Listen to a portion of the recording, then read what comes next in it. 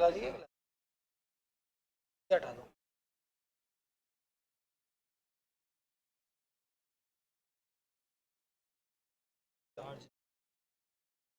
एक मिनट।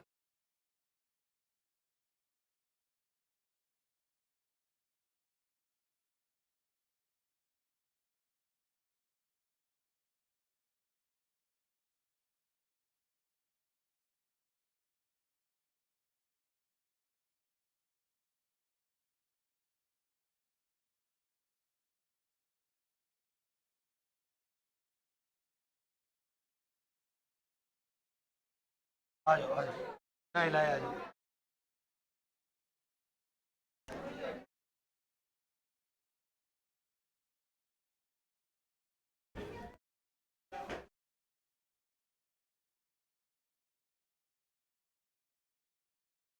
क्या हाल है भाई? क्या है?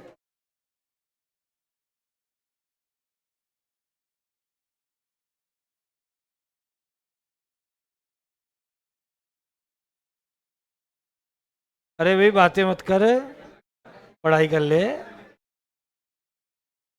हाँ, बैठ जाओ, चुपचाप बैठो जल्दी से।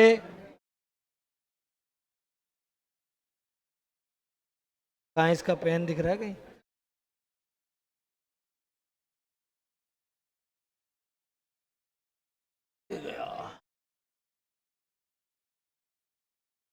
सेल ऑफ गुड्स एक्ट क्या पढ़ रहे थे अपन? यूनिट 3 पढ़ रहे थे ना? आज यूनिट 4 भी स्टार्ट कर दें।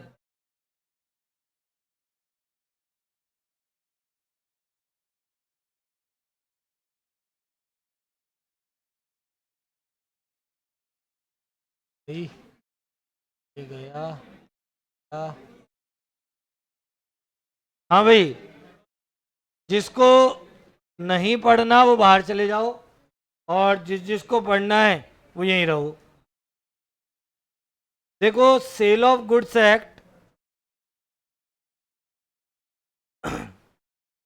सेल ऑफ गुड्स एक्ट की यूनिट 3 डिस्कस कर रहे थे। लास्ट क्लास में अपन ने टॉपिक पढ़ा था transfer of title by the non owner, यही पढ़ा था ना? रहा है ना? यही पढ़ा था। ठीक है, उसके आगे का टॉपिक हम लोग आज डिस्कस करेंगे, लेकिन उसके लिए एक तो चुप रहना है, बोलना नहीं है।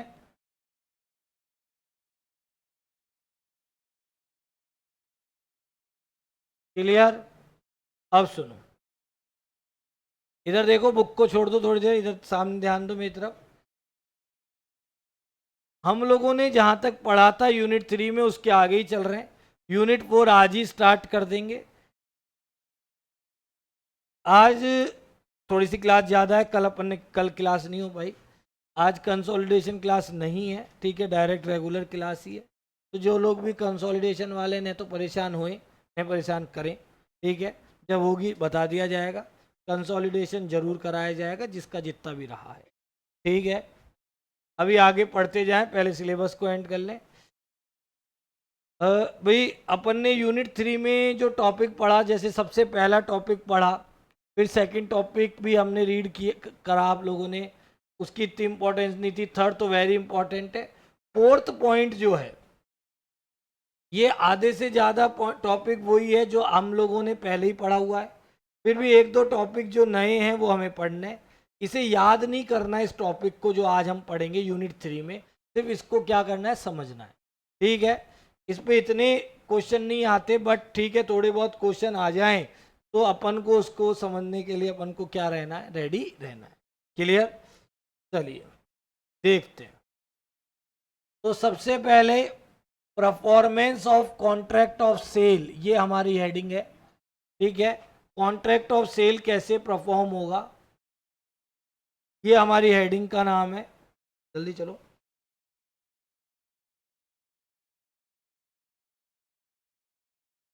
हाँ जी, इधर ध्यान दो।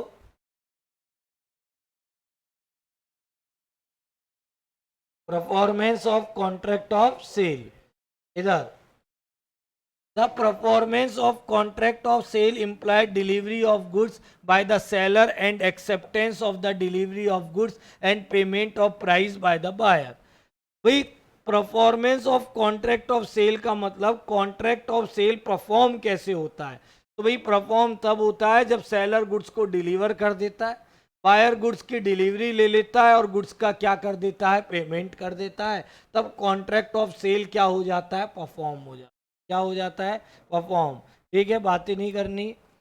अब रही बात कि सेलर गुड्स को डिलीवर कर देता है, डिलीवरी वाले टॉपिक की बात करें तो डिलीवरी का टॉपिक हम लोगों ने पढ़ा था ना, कहाँ पढ़ा था जल्दी बताओ।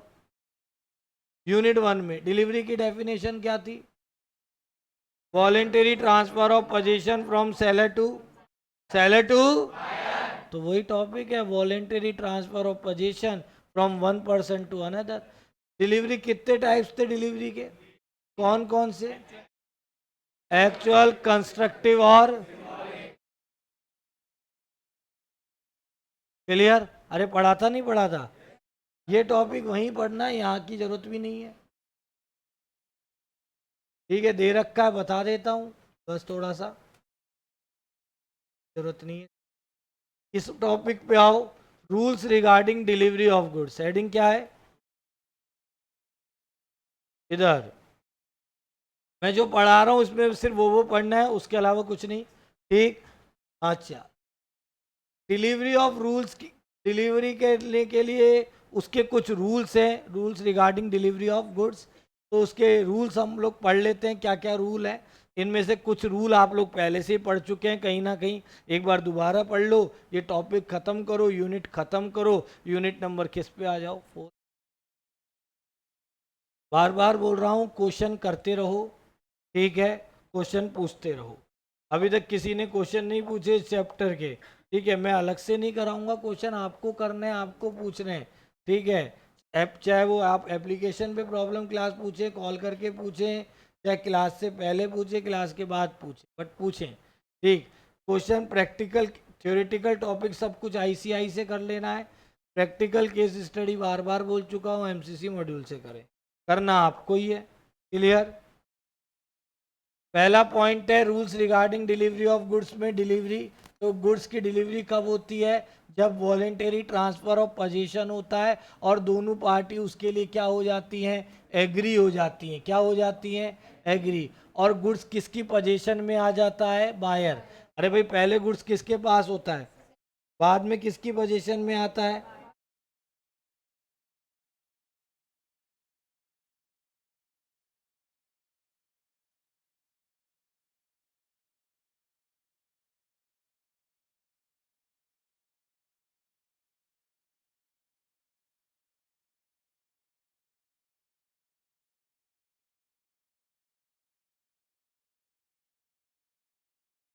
समझ गए, आगे चलो। अच्छा, इधर देखो, एक बात बताओ, दो तीन बातें इस टॉपिक को पढ़ाने से पहले पूछता हूँ। गुड्स कौन डिलीवर करता है, जल्दी बोलो, किसको करता है, कब करता है, जब जब बायर गुड्स की डिलीवरी के लिए अप्लाई करेगा। क्या करेगा, मतलब जब तक सेलर गुड्स डिलीवर करने के लिए बाउंड नहीं होगा, जब तक कि बायर अप्लाई नहीं करता। भाई बायर बोलेगा कि भाई मैं इस गुड्स को मेरे घर पे पहुंचा दो, तभी वो डिलीवरी करेगा, अदरवाइज सेलर की कोई रेस्पॉन्सिबिलिटी नहीं। ठीक है, जब तक बायर अप्लाई नहीं करेगा, जब तक सेलर गुड्स डिलीवर नहीं करे। अच्छा एक बात बताओ, जो गुड्स को डिलीवर करने में जितने भी एक्सपेंस लगते हैं वो कौन बियर करता है, कौन करता है। इसमें दो बातें आपको याद रखनी है, गुड्स को डिलीवरेबल स्टेट तक लाने तक, कहां तक लाने तक, क्या होता है डिलीवरेबल स्टेट, पढ़ा था क्या हमने कहीं। डिलीवरेबल स्टेट में लाने तक के एक्सपेंस सेलर के होंगे, किसके होंगे, और उसके बाद में डिलीवरी के एक्सपेंस बायर के होंगे, किसके होंगे, ये बात ध्यान रखनी। अगर कोई गुड्स पार्ट में डिलीवर होता है, किस में डिलीवर होता है, जैसे 25 किलो 50 kg गुड्स का ऑर्डर दिया और 20 kg गुड्स डिलीवर हुआ, या पार्ट में डिलीवर होता है या रॉन्ग क्वांटिटी में डिलीवर होता है? क्या बोला मैंने? पार्ट्स में या रॉन्ग क्वांटिटी में डिलीवर होता है, तो उस केस में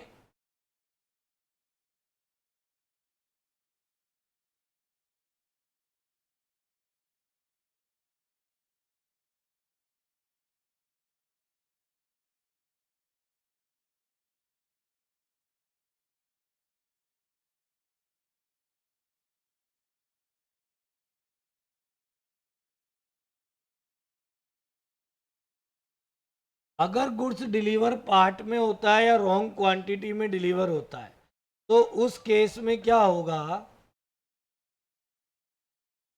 उस केस में क्या होगा कि बायर चाहे तो गुड्स को क्या कर सकता है?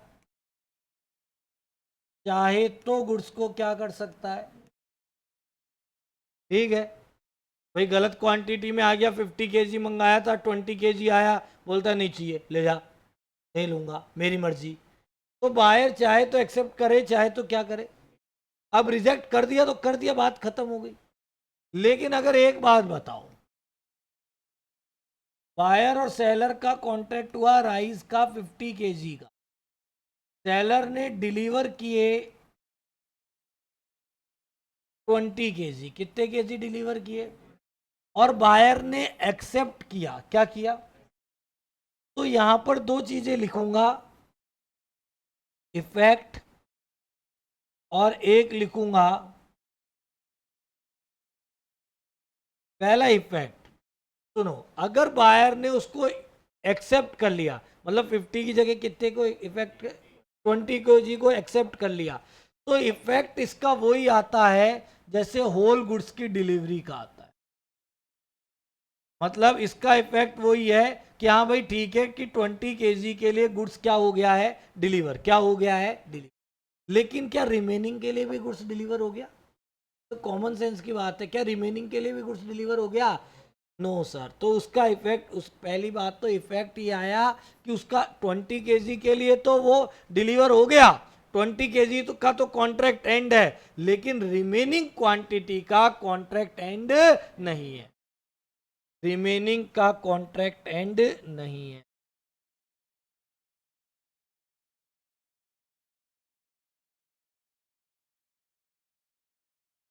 बातें मत करो, क्लियर? इधर ध्यान दो, ये देखो आपको समझ में आ जाएगा।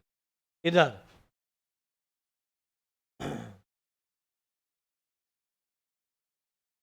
a delivery of part of goods in the progress of the delivery of the whole। अगर पार्ट में डिलीवरी हुई है तो उसका इफेक्ट वही आएगा जैसे होल डिलीवरी का इफेक्ट आता था। ठीक है, for the purpose of passing the property in the goods, 50 में से 20 हुआ तो 20 के लिए ये मानेंगे कि प्रॉपर्टी क्या हो चुकी है? पास हो चुकी है। लेकिन does not operate as a delivery of the reminder. लेकिन इसका मतलब ये नहीं है कि बाकी 30 केजी के लिए भी गुड्स क्या हो गया? डिलीवर। अरे भाई 50 में से कितना डिलीवर हुआ? 20, तो 20 पे तो इफेक्ट आ जाएगा, लेकिन 30 का इफेक्ट नहीं आएगा। बहुत सिंपल सी बात, ये तो तुम्हें ही पता है। आपने मेरे से कोई गुड्स 50 केजी मांगा, मैंने आपको 20 केजी दिया, तो आप 50 केजी का पेमेंट करोगे, 20 का करोगे? अरे कितने का करोगे? ठीक है। अब कई बार क्या चीज़ें बहुत टिपिकल होती है, कई बार बहुत आसान सी बात है। अब इतना आसान सा टॉपिक है, बच्चे इसमें परेशान हो जाते हैं, क्योंकि हमें हार्ड टॉपिक पढ़ने की आदत पड़ जाती है ना। कई बार क्या होता है, एग्जाम में बहुत इजी क्वेश्चन आता है और बच्चे उसी को गलत करके आते हैं, क्योंकि वो उस क्वेश्चन को तब तक पढ़ते हैं जब तक कि वो उसको हार्ड नहीं बना लेते। वो खुद ही सोचते हैं इतना इजी कैसे आ गया कि मुझे एक बार में ही आ गया, है ना। कई बार बच्चे ऐसे करते, इजी आते उसको 10 बार पढ़ेंगे, उसको जब तक हार्ड नहीं बना लेंगे पढ़ते ही रहेंगे। बोले इतना इजी कैसे आ गया कि मेरे को एक बार में क्वेश्चन आ रहा है। आगे, हाँ नेक्स्ट थर्ड पॉइंट पढ़ो, क्या लिख रहा है? जोर से पढ़ो। बाय टू अप्लाई फॉर, मतलब कौन अप्लाई करेगा डिलीवरी के लिए? आप या मैं या सेलर? कौन? बायर। प्लेस ऑफ डिलीवरी, किस प्लेस पे डिलीवर होगा? किस पे? बायर के। अच्छा देखो, कहाँ गुड्स डिलीवर होगा?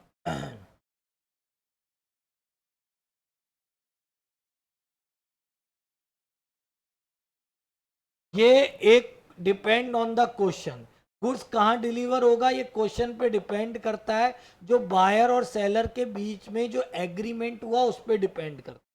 भाई बायर ने बोला कि भाई यहाँ पे गुड्स डिलीवर करना है तो यहाँ करेगा, उसने बोला मेरे रेजिडेंस एड्रेस पे करना है तो वहाँ करेगा। तो ये तो उनके बीच में जो कॉन्ट्रैक्ट है, चाहे वो एक्सप्रेस है चाहे इम्प्लाइड है, उस पर डिपेंड करता है। किस पे डिपेंड करता है? उनके बिटवीन में कॉन्ट्रैक्ट पे। किस पे डिपेंड करता है? कई बार एक क्वेश्चन पूछ लिया जाता है, इसका ध्यान रख लेना, सुन लो। अगर कॉन्ट्रैक्ट में ये चीज मेंशन नहीं है कि गुड्स कहाँ डिलीवर होगा, क्या बोला मैंने?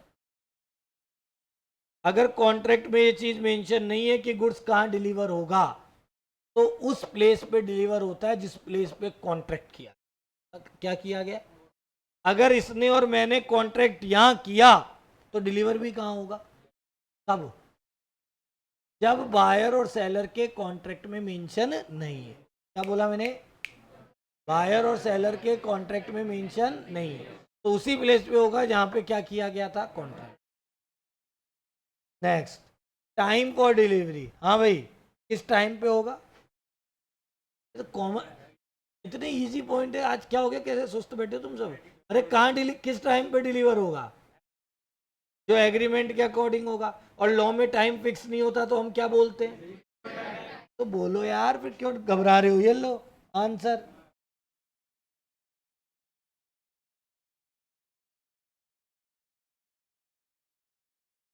मैन्युफैक्चर और प्रोड्यूस का मतलब वही हो गया ना, कॉन्ट्रैक्ट जहाँ हुआ। तो फिर जहाँ मैन्युफैक्चरिंग, अगर कॉन्ट्रैक्ट और वो मैन्युफैक्चरिंग सेम है तो फिर वहीं। हाँ, मतलब जहाँ पर वो, इसका मतलब ये है कि जहाँ वो एग्जिस्टेंस में आ जाता है, तो जहाँ मैन्युफैक्चरिंग होती है वहाँ एग्जिस्टेंस। हाँ, नहीं बैठ जाओ। हाँ बैठ, अरे बातें क्यों कर रहे हो? ये टॉपिक पूरा होने दो। प्रोड्यूस मतलब मैन्युफैक्चर। हाँ। अच्छा एक बात बताओ, मैंने आपको यूनिट 1 में डिलीवरी के टाइप्स पढ़ाए थे क्या? अरे यस और नो? बहुत इजी सा टॉपिक है, कुछ ऐसा हार्ड नहीं है, सिर्फ सुनना है। ठीक। अरे डिलीवरी के टाइप्स पढ़ाए थे। हाँ भाई सीधा बैठ, क्या हो गया तेरे को? क्या हो गया? गर्दन में दर्द, सीधा बैठ, सही हो जाएगा। हाँ, डिलीवरी के टाइप्स पढ़ाए थे क्या? पहली डिलीवरी क्या थी, क्या होती है जरा बताना?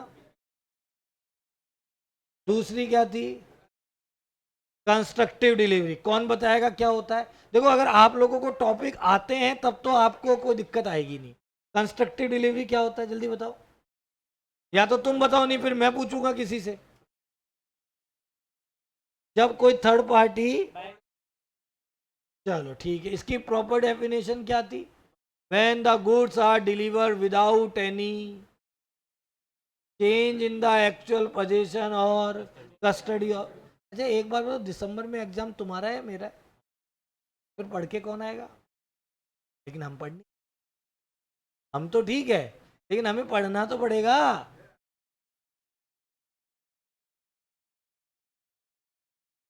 मैंने पूछा कंस्ट्रक्टिव डिलीवरी की डेफिनेशन क्या, तो 90% को पता ही नहीं है। तो देखो फिर 90% का दिसंबर में पता नहीं चलेगा कहाँ चले गए। हाँ, इसलिए ध्यान रखो अगर पास ही होना है तो कंस्ट्रक्टिव डिलीवरी होती थी without any change in the actual custody और पोजीशन ऑफ द गुड्स। कैसे पढ़ाया था क्या? और मैंने उस टाइम ये भी बोला था कि बेटा इस टॉपिक की डेफिनेशन याद रखना।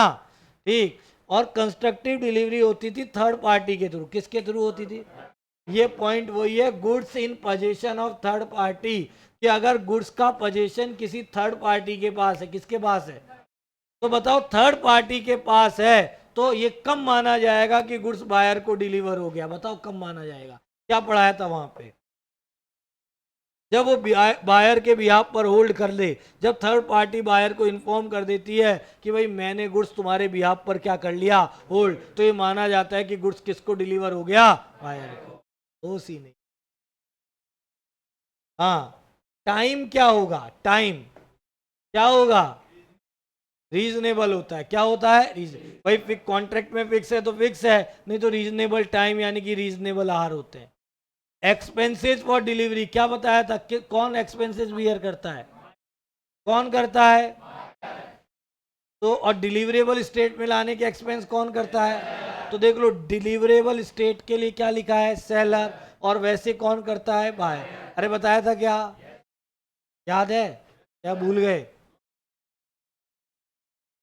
अगर इधर इधर अगर रॉन्ग क्वांटिटी में गुड्स डिलीवर होता है तो मैंने क्या बताया था, एक्सेप्ट भी करे और रिजेक्ट कर दिया, बात खत्म। एक्सेप्ट कर लिया तो जितने के लिए एक्सेप्ट कर लिया उसके लिए गुड्स डिलीवर, और रिमेनिंग के लिए क्या गुड्स डिलीवर हो गया, क्या रिमेनिंग के लिए कॉन्ट्रैक्ट एंड हो गया, तो कौन बोलेगा।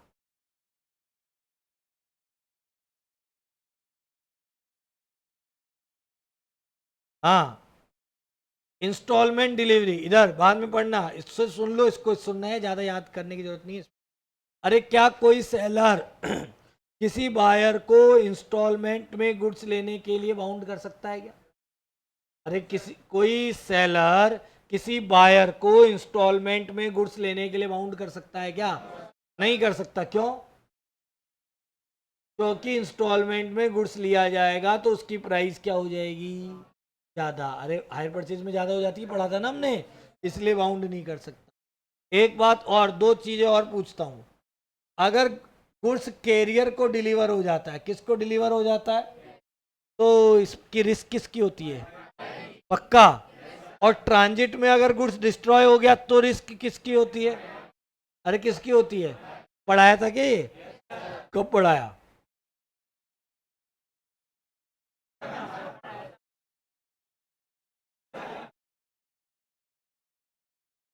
यूनिट 3 के फर्स्ट टॉपिक में ही पढ़ाया था ना यार, कि गुड्स, वो मैंने आपको एक रेलवे स्टेशन वाला एग्जाम्पल भी दिया था, एक बुक पार्सल वाला एग्जाम्पल भी दिया था। अब लेकिन क्या है, ध्यान नहीं है। हाँ आते नहीं। लास्ट पॉइंट है, buyer have right to examine the goods. यार कौन बोल रहा है, buyer have right to examine the, buyer के पास ये राइट है कि वो गुड्स को क्या कर सकता है, एग्जामिन कर सकता है। अरे वो तो गुड्स जब डिलीवर होगा तो बायर चेक करेगा ना, पता चला राइस मांगे और वीट दे दिए, ठीक है, ऐसा थोड़ी होगा। जो गुड्स उसने सैंपल देखा था, बल्क देखा था, वैसा ही तो होगा ना, ठीक। तो ये जो टॉपिक पढ़ा, ये गुड्स को डिलीवरी करने के रिगार्डिंग कुछ रूल्स थे, सिर्फ यहाँ तक ध्यान रखना है इस यूनिट में।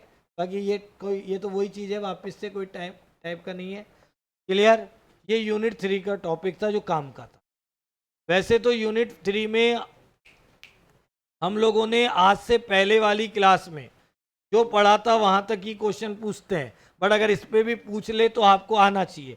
याद नहीं करना है इस टॉपिक को, सिर्फ क्या करना है, समझना है। लेकिन जो टॉपिक हमने फर्स्ट टॉपिक पढ़ा था और थर्ड टॉपिक पढ़ा था, transfer of title by non owner, वो वेरी इंपॉर्टेंट है, उसके लिए आपको थोड़ा सा प्रिपेयर करना है, याद भी रखना है। क्लियर, अब हम लोग यूनिट 4 स्टार्ट करें। क्लियर, आज अभी इसी वक्त, एक कौन है ये आज ही,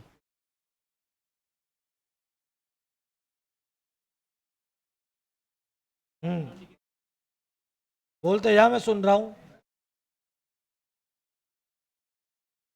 बचेगा, एंड नहीं होगा। 80 बार बोल चुका हूं मैं ये बात है।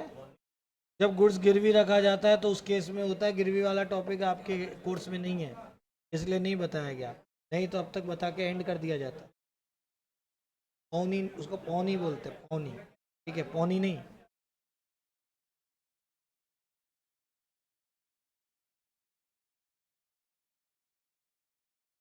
अरे क्या खुल गया यार,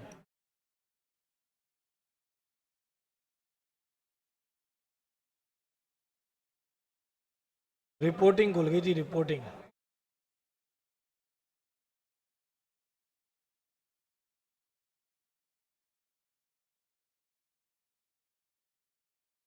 हाँ बढ़ ला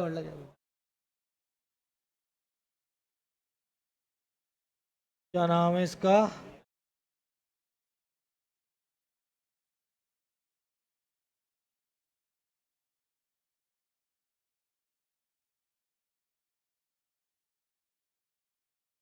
ठीक।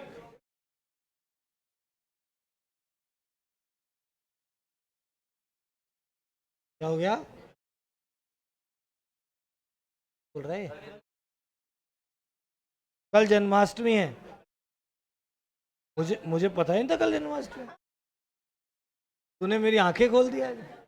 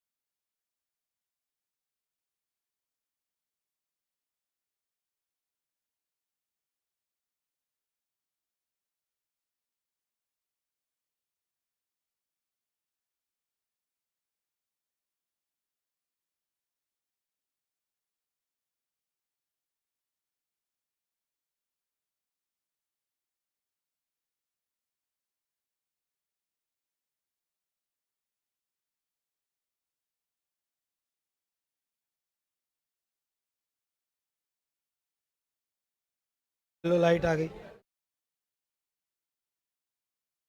आ गई लाइट।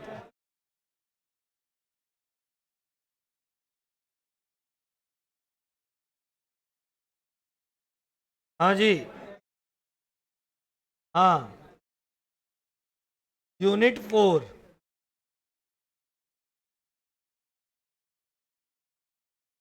अरे लड़ाई नहीं करनी।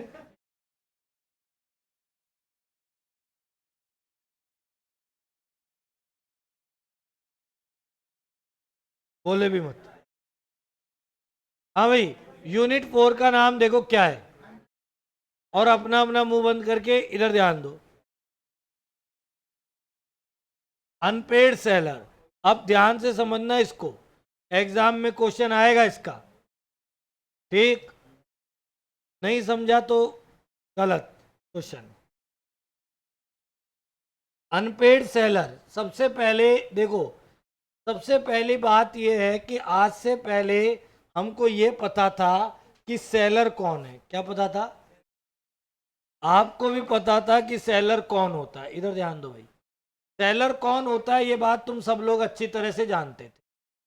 लेकिन आज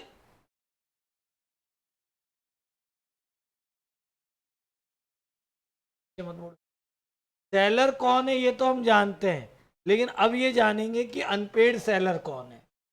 देखिए, अनपेड सेलर एक ऐसा सेलर है, अनपेड सेलर एक ऐसा सेलर है जिसने अपने गुड्स को क्या किया? सेल। क्या किया? सेल। ध्यान दो, बहुत इंपॉर्टेंट है। अनपेड सेलर जिसने अपने गुड्स को क्या किया? सेल। किसको किया?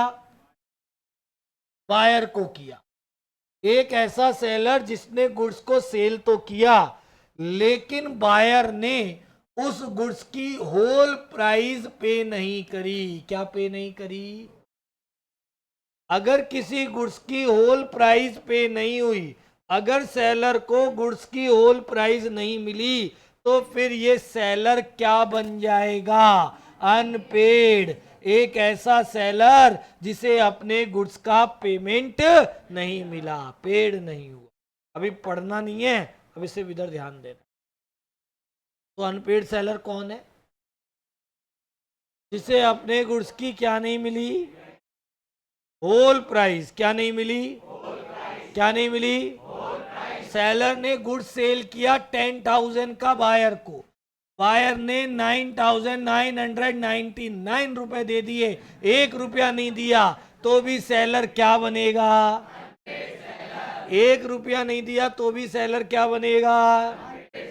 वो बात एक अलग है कि डिस्काउंट दे दिया, डिस्काउंट दे दिया तब तो फिर उसकी प्राइस ही ये हो गई, वो एक अलग केस है। लेकिन अगर कोई पेमेंट जो कि सेलर को मिलना है लेकिन बायर ने पे नहीं किया, तो सेलर क्या बन जाता है? अब दूसरी और तीसरी बात, क्या क्रेडिट सेल करने से सेलर अनपेड सेलर बन जाएगा? कब बनेगा? मैं सेलर, ये बायर, मैंने बोला अभी पढ़े मत, लेकिन इसको अभी पढ़ना है। हो गई यूनिट 4? हो गई होगी तेरी तो, हो गई। तो पार्टनरशिप है आगे, देख ले भाई, समझा रहा हूं मैं, उसको समझ तो लेनी हो भाई। मान लो मैं सेलर हूं, ये अनपेड सेलर है, मैंने इसे कोई गुड सेल किया, इसने बोला भाई सर 1 महीने बाद पेमेंट दूंगा, यानी कि 1 मंथ की क्रेडिट पे सेल किया, तो क्या 1 मंथ की सेल क्रेडिट पे सेल करने से सेलर अनपेड सेलर बन गया? कब बनेगा? अब वो आफ्टर 1 मंथ, क्रेडिट का टाइम पीरियड एक्सपायर होने के बाद अगर पेमेंट मिल गया तो ठीक है, लेकिन अगर क्रेडिट का टाइम पीरियड एक्सपायर हो गया और पेमेंट भी नहीं मिला, तो फिर सेलर क्या बन जाएगा? Unpaid seller. तो क्रेडिट सेल करने से सेलर अनपेड सेलर नहीं बनता। कब बनता है? जब क्रेडिट का टाइम पीरियड एक्सपायर हो जाए और सेलर को पेमेंट नहीं मिले। क्लियर? तीसरा और लास्ट क्वेश्चन फिर पढ़ेंगे। अब अनपेड सेलर सबको क्लियर हो जाएगा, ये तो जरूरी है क्लास में।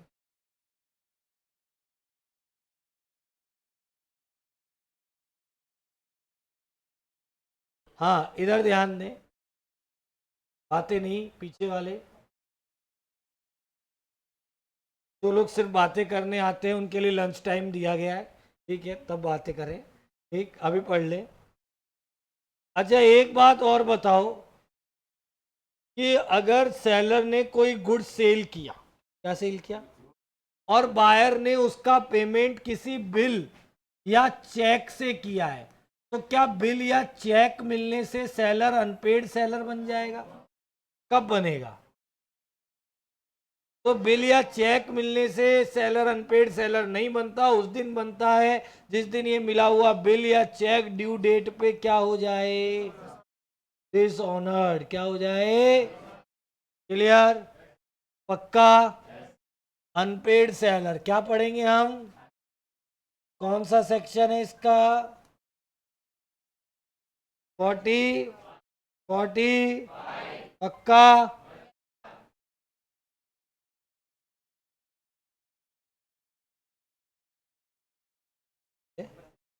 एक मिनट। हाँ, क्लियर? अच्छा, अब आगे चले।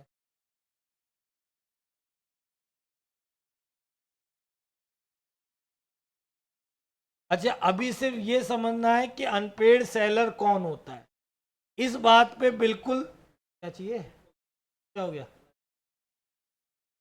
लाइट चली गई? अरे जान दो, लाइट ही तो गई।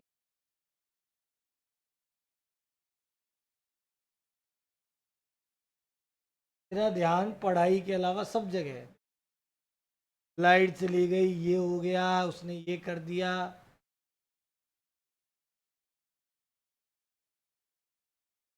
अभी क्लास के बाद बता। तो अरे कर ले, तुझे जो करना है यार, चुप रहे लेकिन।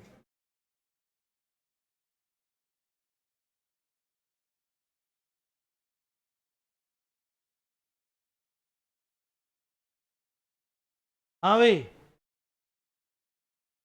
तो अब बात, अभी हमें ये पढ़ना है पहले कि अनपेड सेलर होता कौन है। अभी तो पहले ये समझें, बाद में ये समझेंगे कि सेलर अगर अनपेड सेलर हो गया तो फिर वो क्या कर सकता है। मतलब अनपेड सेलर के राइट्स जो हैं वो बात की बात है। पहले क्या समझे, अनपेड सेलर कौन। तो इधर देखें, अगर एग्जाम में पूछा जाए कि अनपेड सेलर कौन है, कि अनपेड सेलर की क्या डेफिनेशन है, तो आपको ये 2 पॉइंट लिखने होते हैं। According to section 45(1) the seller of the goods is deemed to be unpaid seller, कि सेलर को अनपेड सेलर तब माना जाएगा जब, पहला पॉइंट देखो, ये 2 पॉइंट लिखने होते हैं।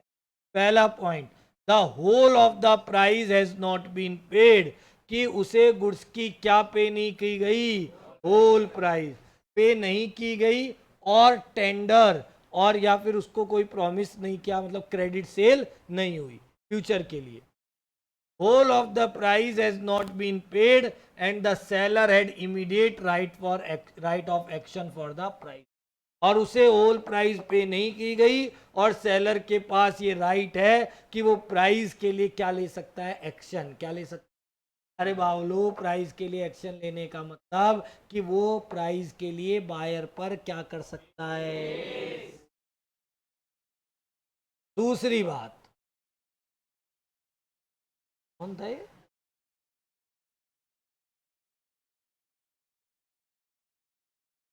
दूसरी बात, उसे कोई बिल ऑफ एक्सचेंज या नेगोशिएबल इंस्ट्रूमेंट मिला। क्या मिला, बिल ऑफ एक्सचेंज या negotiable instrument. Bill of exchange समझते हो, ठीक है। नेगोशिएबल इंस्ट्रूमेंट में बिल ऑफ एक्सचेंज भी आता है, प्रोमिसरी नोट भी आता है, और चेक भी आता है। क्या आता है, चेक, ठीक है। बिल ऑफ एक्सचेंज आप लोग अकाउंट्स में पढ़ के आते हो। तो किसी सेलर को कोई बिल या कोई क्या मिला, cheque, has been received as conditional payment, और उससे पेमेंट होना था, and the condition on which it was received has not been fulfilled by the reason of the dishonor, और जिस कंडीशन पे वो चेक मिला था वो पेमेंट की कंडीशन पूरी नहीं हो पाई, क्योंकि वो बिल ऑफ एक्सचेंज या चेक क्या हो गया, डिसऑनर। तो डिसऑनर्ड होते ही सेलर क्या बन गया, अरे बोलो क्या बन गया। क्लियर, ये 2 पॉइंट लिखने, ठीक। इसके नीचे का कुछ नहीं लिखना। इसके अलावा एग्जाम्पल है, ये अभी पढ़ के देख लो। मन में पढ़ना, चीखना चिल्लाना मत।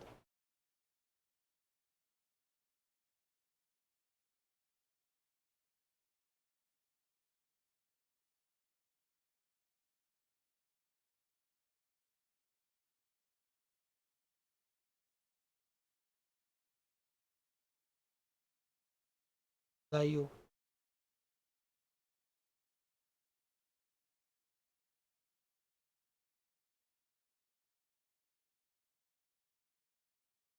हाँ जी, क्लियर,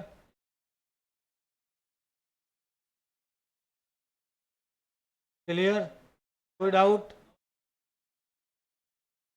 हाँ जी,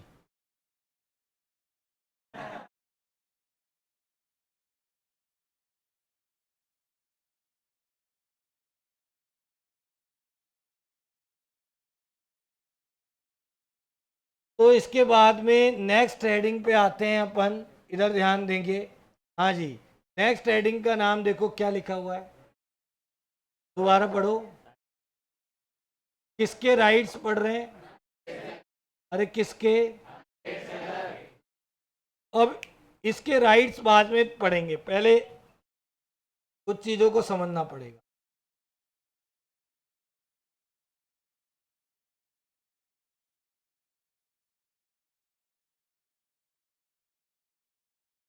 इधर देखो,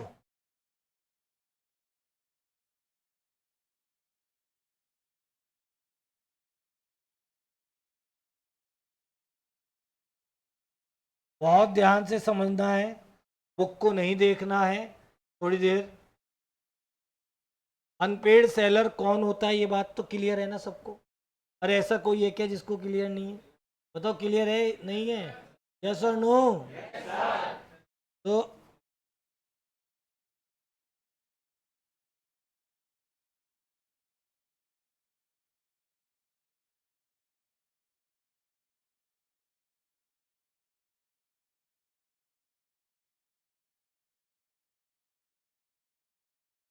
राइट्स ऑफ अनपेड सेलर, इधर ध्यान दो। अनपेड सेलर के क्या राइट्स है?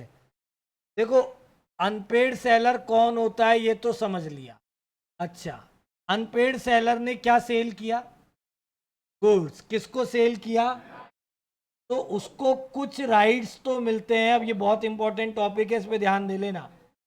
कुछ राइट्स तो मिलते हैं। देख क्या है, कौन है ये?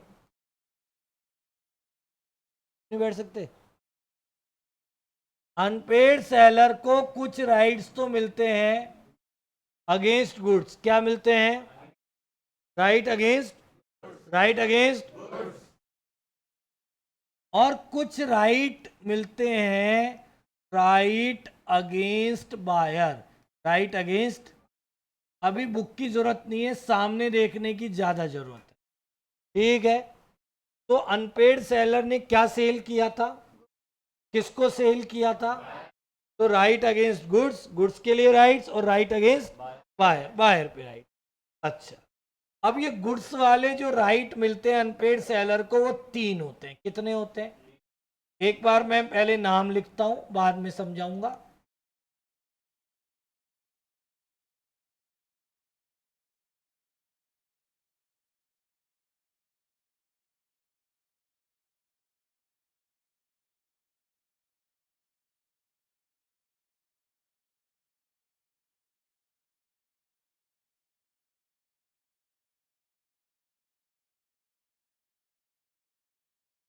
ये तो राइट अगेंस्ट गुड्स है, और ऐसे ही कुछ राइट अगेंस्ट क्या मिलते हैं? बायर, जो कि 4 हैं। कितने हैं?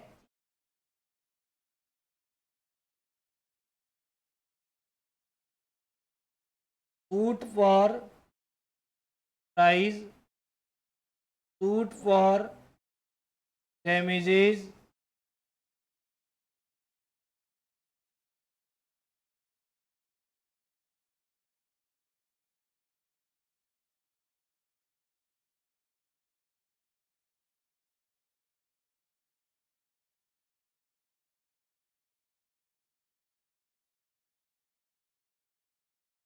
इधर देखो।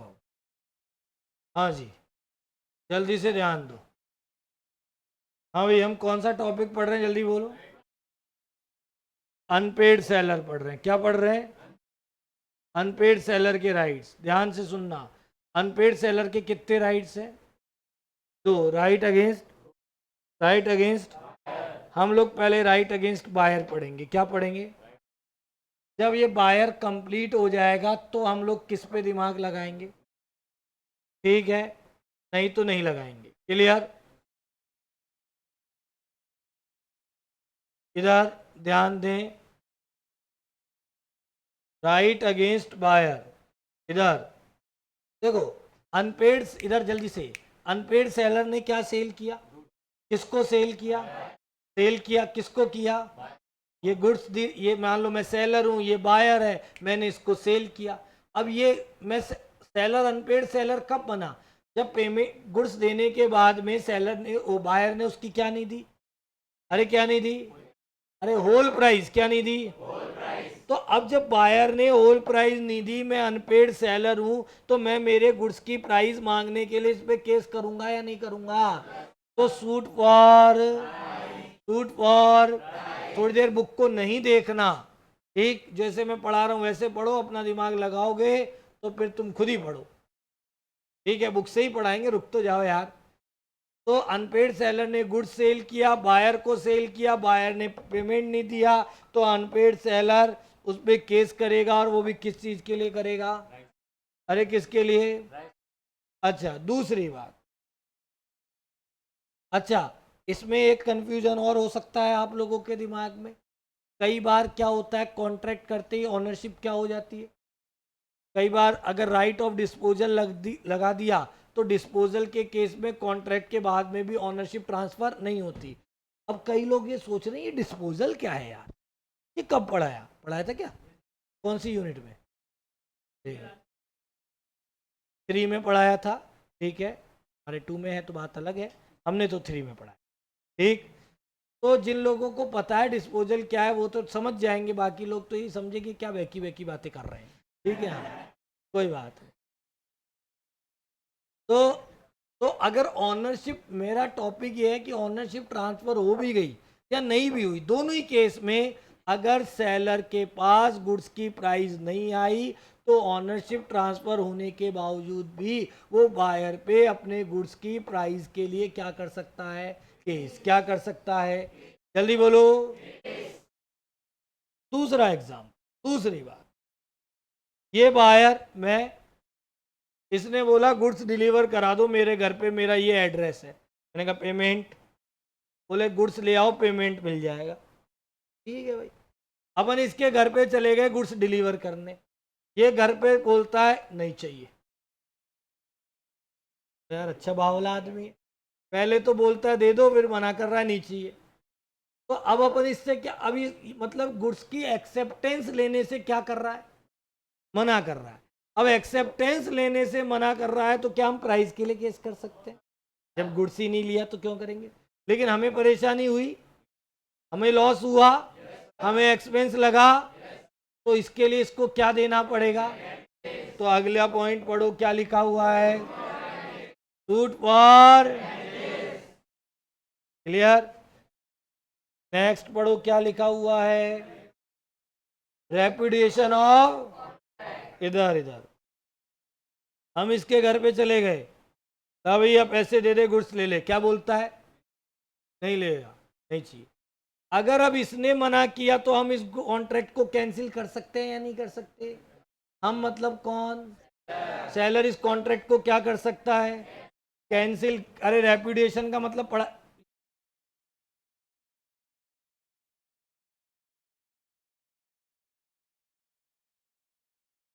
तो रेपुडिएशन का मतलब पढ़ाया था क्या आपको? अरे यस और नो? तो रेपुडिएशन का मतलब क्या होता है, जल्दी बोलो। कैंसिलेशन। तो अनपेड सेलर इस कॉन्ट्रैक्ट को क्या कर सकता है, और जो लॉस हुआ उसके लिए क्या मांग सकता है, क्या मांग सकता है? नेक्स्ट पॉइंट पढ़ना, क्या लिखा है, मतलब कि अनपेड सेलर बायर से प्राइस तो ले ही रहा है, साथ में क्या ले रहा है, क्या ले रहा है? ऐसा कैसे, इंटरेस्ट कैसे? पहली बात तो एक चीज का ध्यान रखना, पूछो क्या, पूछो क्या? अरे कहाँ देख रहा है तू, क्या दोहरे पढ़ते हैं क्या है? पानी यहाँ गिर रहा है, देख तू इधर देख। हाँ, इधर ध्यान दो। तो एक तो ध्यान रखना कि डैमेजेज अलग टॉपिक है और इंटरेस्ट टॉपिक क्या है, अलग है। अनपेड सेलर बायर से, अनपेड सेलर बायर से, किससे? इंटरेस्ट तभी मांग सकता है या तो उनके एग्रीमेंट में मेंशन हो, किस में मेंशन हो? एग्रीमेंट में लिखा हो कि बायर ने टाइम पे पेमेंट नहीं किया तो अनपेड सेलर बायर से इतना % क्या ले लेगा, इंटरेस्ट। या तो एग्रीमेंट में मेंशन हो या फिर बायर ने उसको प्रायर नोटिस दिया हो, क्या दिया हो?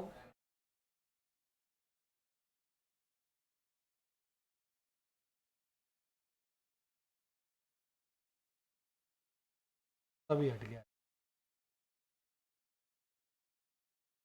या तो उनके किस में मेंशन हो या फिर सेलर ने बायर को प्रायर क्या दिया।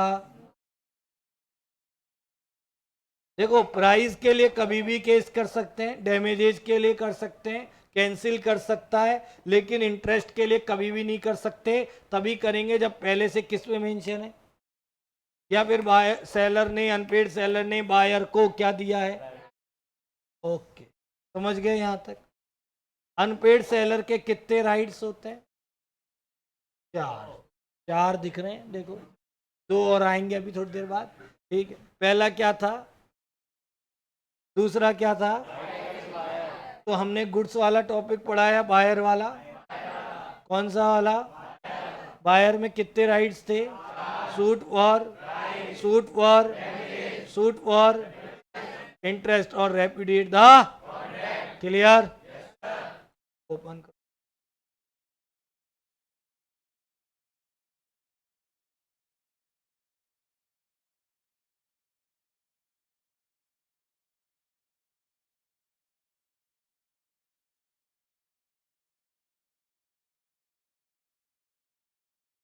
बातें नहीं करो, बुक ओपन करो।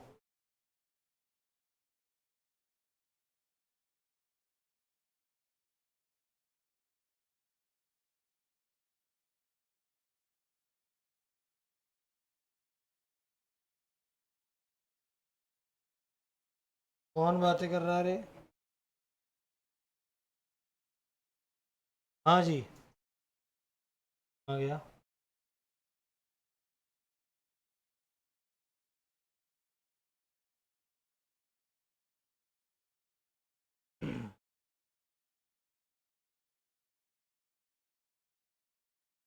अब आपको एक एक दो चीज़ मैं बता रहा हूँ, वो पढ़नी है। ठीक, इधर ध्यान दे लें एक बार सामने देख लो, उसको पढ़ो, फिर राइट अगेंस्ट गुड्स स्टार्ट करेंगे। राइट अगेंस्ट गुड्स एक बड़ा टॉपिक है और बहुत ही इंपॉर्टेंट टॉपिक है। Right of unpaid seller against the goods ये बाद में पढ़ेंगे, पहले ये बहुत ज़रूरी है पढ़ना, ज़रूर पढ़ेंगे। पहले हम लोग एक काम करते हैं, ये पढ़ लेते हैं।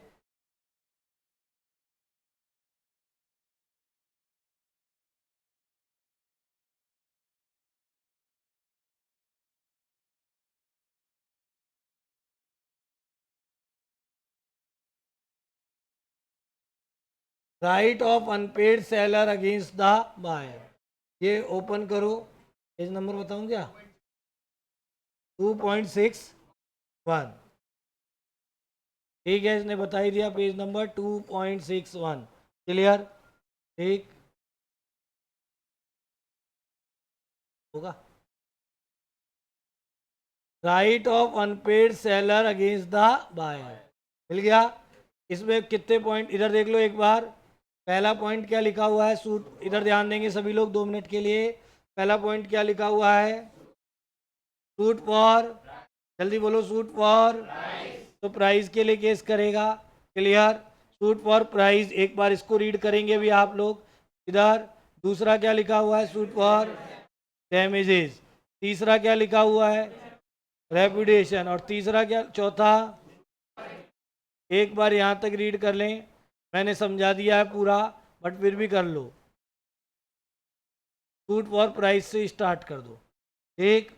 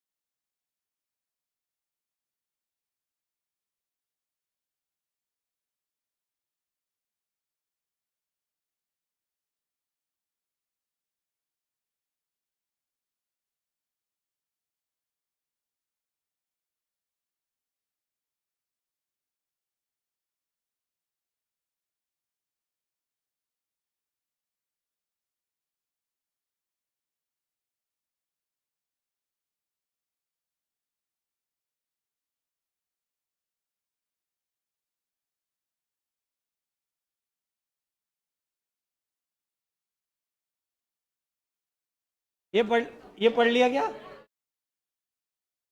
अभी रुको।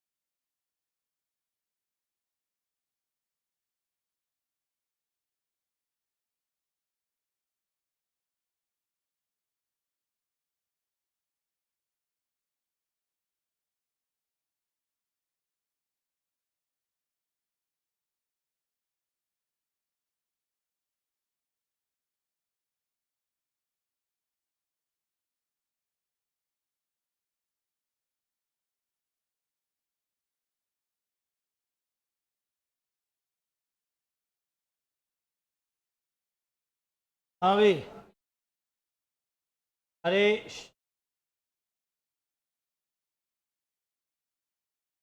तो ये टॉपिक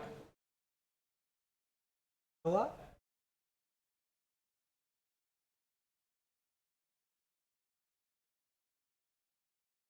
अपन ने ये टॉपिक कंप्लीट करा। मैंने आप अब इधर ध्यान देंगे सभी लोग। हम लोगों ने अनपेड सेलर के बारे में पढ़ा, सुन लो चुपचाप। अनपेड सेलर के बारे में पढ़ा कि अनपेड सेलर कौन है। आपने समझ लिया अनपेड सेलर कौन होता है। ठीक है, अनपेड सेलर को समझने के बाद में हम लोग इस टॉपिक पे आए कि अनपेड सेलर के राइट्स क्या हैं। तो प्लीज़, हमने अनपेड सेलर के राइट्स में पहला राइट पढ़ा राइट अगेंस्ट गुड्स और दूसरा पढ़ा right against buyer. Right against goods के बारे में अभी अब कोई बात नहीं कर रहे, इधर ध्यान दें, मोबाइल वोबाइल बंद रखें सब अपने। राइट अगेंस्ट गुड्स के बारे में हम कोई बात नहीं कर रहे, अभी हम बात कर रहे थे राइट अगेंस्ट बायर। जैसे राइट अगेंस्ट बायर में आपने पहला पॉइंट बोला कि भाई अनपेड सेलर को बायर के अगेंस्ट में पहला राइट है कि वो बायर पे प्राइस के लिए क्या कर सकता है कि। तो आपने पहला पॉइंट बोला सूट फॉर प्राइस। क्या बोला? मैंने बोला एक बार इसको रीड कर दो। अब आपने जब इसको रीड किया होगा तो इन सूट फॉर प्राइस में भी दो पॉइंट दिए, ए और बी मिल गए ना। इन ए और बी में एक बात कॉमन है कि बायर ने गुड्स की क्या पेमेंट क्या नहीं दी, प्राइस। डिफरेंस इन ए और बी पॉइंट में ये है कि पहले वाले पॉइंट में गुड्स की ऑनरशिप क्या हो चुकी है, पास, और दूसरे पॉइंट में गुड्स की ऑनरशिप क्या नहीं हुई है, पास।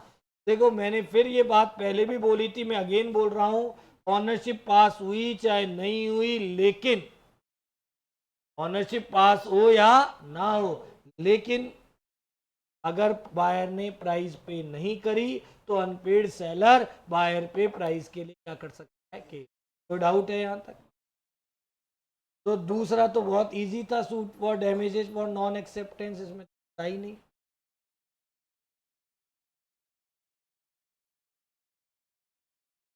तो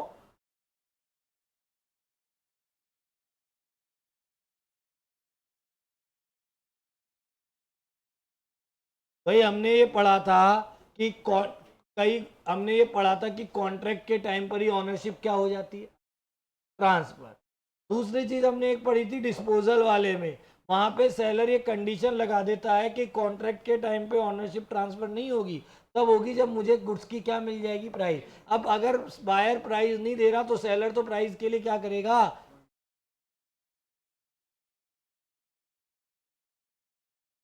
तो तीसरा राइट था repudiate the contract. Repudiate the contract तो आप जानते ही हो क्या होता है, मैंने बार बार बोला है, रेपुडिएशन का मतलब होता है कैंसिलेशन। क्या होता है? अरे रेपुडिएशन का मतलब क्या होता है? कैंसिलेशन, ठीक है। और उसके बाद में अगला टॉपिक था सूट फॉर इंटरेस्ट। यहाँ तक कोई दिक्कत? सूट फॉर इंटरेस्ट पढ़ा आप लोगों ने? इंटरेस्ट वाले में देखो क्या लिखा है, where there is a specific agreement between the seller and the, अरे एग्रीमेंट किस किस के बीच में हुआ?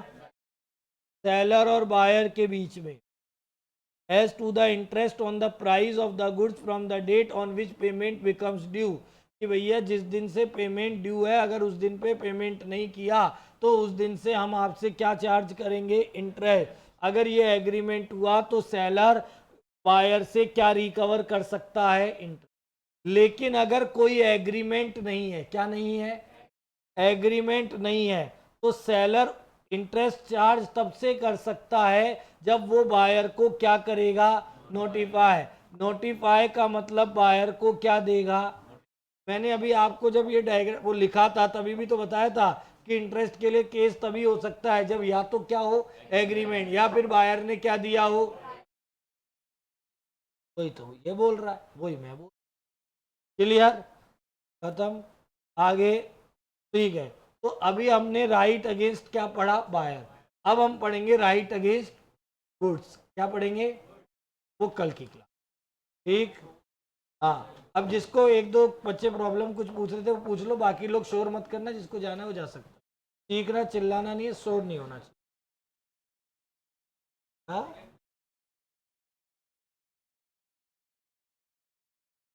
गुड्स की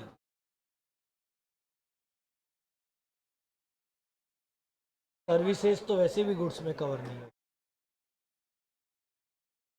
पूछ ले यार, तू तो कुछ भी कर सकता है, तू अलग तरीके का आदमी है, तू खतरनाक आदमी, तो कुछ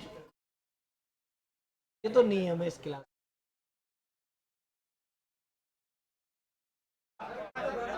ए, जिसको प्रॉब्लम पूछनी है, मैंने 10 मिनट से प्रॉब्लम वालों के लिए निकाले हैं, तो आप लोग चिल्ला के डिस्टर्ब ना करो, तो फिर देखो आगे मेरे की भी क्लास रहती है। हाँ बोल।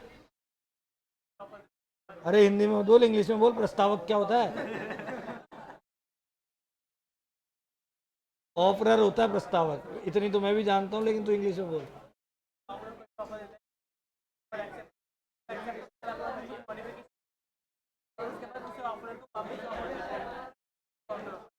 बिल्कुल सही।